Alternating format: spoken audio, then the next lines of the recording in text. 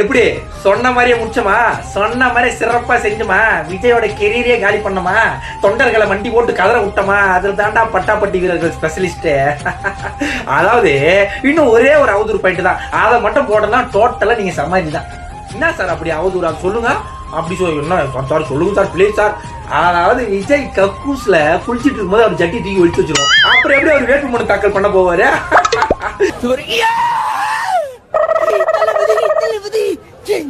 எப்படி முட்டிச்சல, நாங்களாம் சாதா மெண்டல் இல்லடா, மேம்படுத்தப்பட்ட மெண்டல். அதாவது பெரம்பூர் தொகுதியில வந்து எங்களை பற்றி பற்றி போட்டு பிரச்சாரன்ற பேர்ல அடிச்சான்.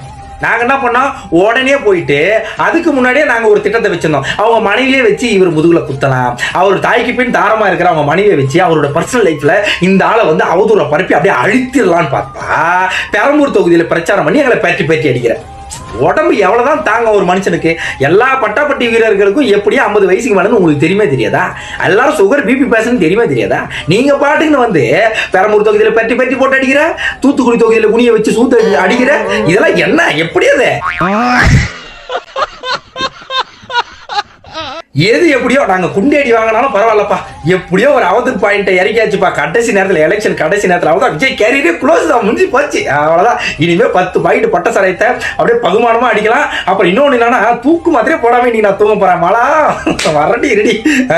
ஐயோ ஐயோ, என்ன ஒரு கருப்பு கலர் காரு கட கட கடன்னு போயிட்டு இருக்கு, என்னப்பா அது?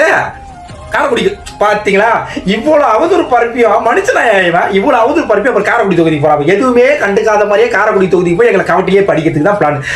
என்ன இது நீ பாட்டு? இப்ப நாங்க ஜனநாயகன் படத்தை நீங்க கஷ்டப்பட்டு நீ நடிச்ச படத்தை நான் ரிலீஸ் பண்ணி வச்சிருக்கேன், அதை எதுவுமே கண்டுக்காம இப்ப கடை கடன் கார் எடுத்துட்டு போறிய. இப்ப என்ன பண்ண போற? நீ காரைக்குடிக்கு போய் எங்களை கவட்டிலேயே உதவி போற. பெரம்பூர் தொகுதியில பெட்டி பெட்டி அடிச்சா, தூத்துக்குடி தொகுதியில குனிய வச்சு கூத்தடி அடிச்சு இதெல்லாம் அடிச்சு போட்டு இப்ப காரைக்குடி தொகுதியில கண்டமணி கவட்டி அடிக்க போற. என்னடா இது? மனுஷனா தலைவர? அடுத்து என்ன பண்ணலாம் நீங்க சொல்லுங்க? அடுத்து என்ன பண்றது? ஸ்ட்ரைட்டா எலெக்ஷனுக்கு போய் நான் குண்டியடி வாங்க வேண்டியத, வேறண்டா ரிசல்ட் அப்ப குடிய வச்சு குண்டியடி அடிப்பாங்க, வாங்கிட்டு வாங்க அப்படின்றபடியே. ஐயோ ஐயோ, நீ மனுஷனே இல்லையா முடிய.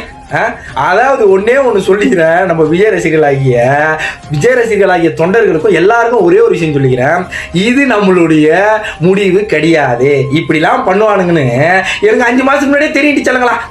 அதாவது இதெல்லாம் விட்டுருங்க. நம்ம நோக்கம் என்ன? தலைவனை தூக்கி டாப்ல உட்கார வைக்கணும். டாப்ல உட்கார வச்சு இவங்களை என்ன பண்ணணும், டவுசரை கழட்டின்னு ஓட விட்டு உதைக்கணும். கரெக்டா இல்லையா? அதுதான் நம்மளோட நோக்கம். யாரும் ஃபீல் பண்ணாதீங்க. லீக் ஆயிடுச்சுன்னா ஹெச்ஐ பிரிண்டா வந்தா ஜம்முன்னு பார்க்கலாம், ஒன்றும் பிரச்சனை கிடையாது. கண்டு கழிச்சு விட்டு இவங்களை கண்ட மணிக்கு ஒதுக்க வேண்டியதுதான். எப்படியே